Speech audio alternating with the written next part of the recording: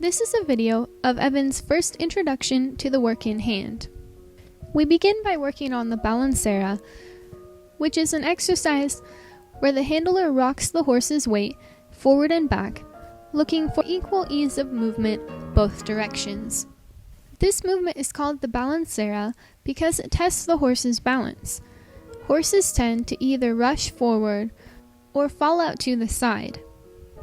When the horse has found his balance, he will be able to simply shift his weight forward and backward without moving, take one step forward and then immediately take one step back, or several steps forward and several back without losing his rhythm.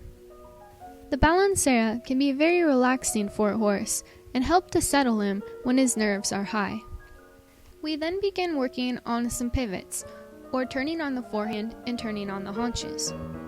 It's common for a green horse to rush through these movements and to continue moving after you've stopped giving the cue. In this event, the way to signal the horse to stop is to use the combined effect. Gently set your stick down on his back. If he continues to move, press down gently. At the same time, close your hand and immobilize your feet.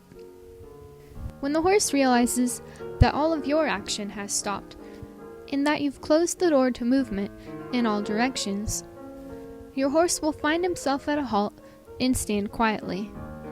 The reason we use the combined effect is that we don't want to use increasing pressure with our hands. Using increasing pressure teaches the horse to lean on the hand, and also teaches him that if he doesn't want to respond immediately, he has time to wait until the cue gets stronger.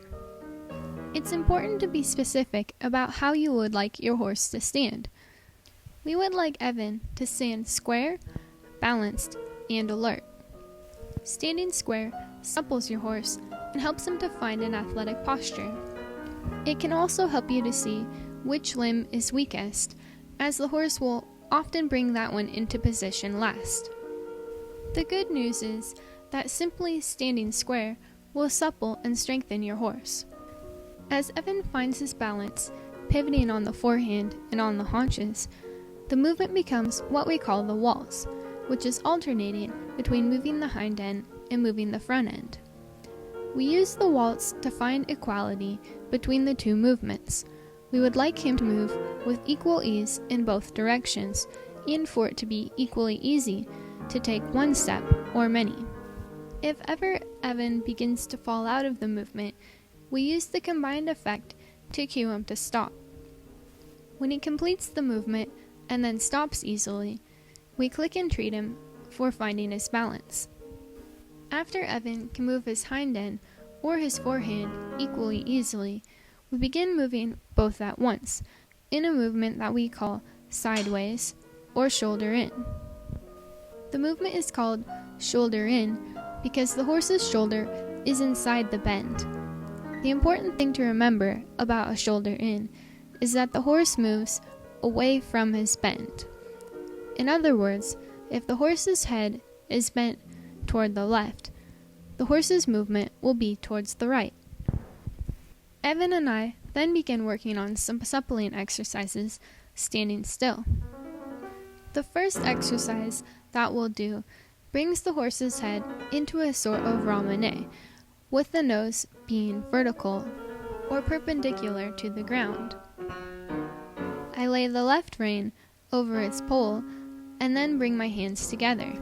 This movement is meant to supple, not to teach appropriate head carriage.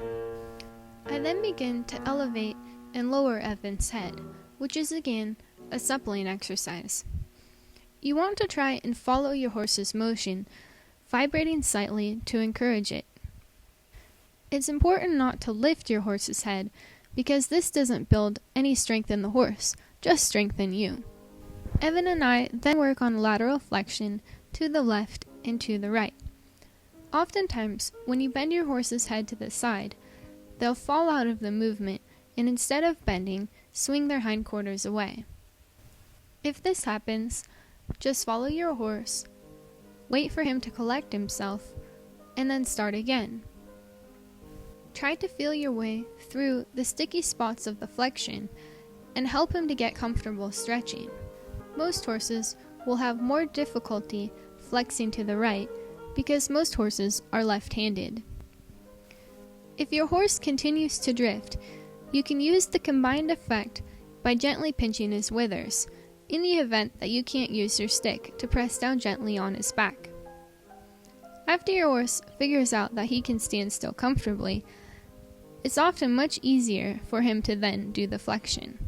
Sometimes horses don't flex because they are stiff, and other times because they are scared about having you on that side. One solution to this is to do carrot stretches, where when the horse reaches all the way around, he gets to nip the end of a carrot. I then go back and check Evan's ramené, this time holding my right hand further back on his neck, and Evan gives me the same great result. He quickly earns a click and a treat for performing so well. We then do a little bit of lunging to balance it out with standing still. Unfortunately, the same horse is still kicking and bucking in the round pen, so Evan is not quite as good as he usually is. To get Evan to trot, I pull forward gently on the halter, using a small circling action. I walk alongside him, following him as well as asking him to follow me. When Evan gets too far in front of me, I lift up on the lead rope and ask him to stop.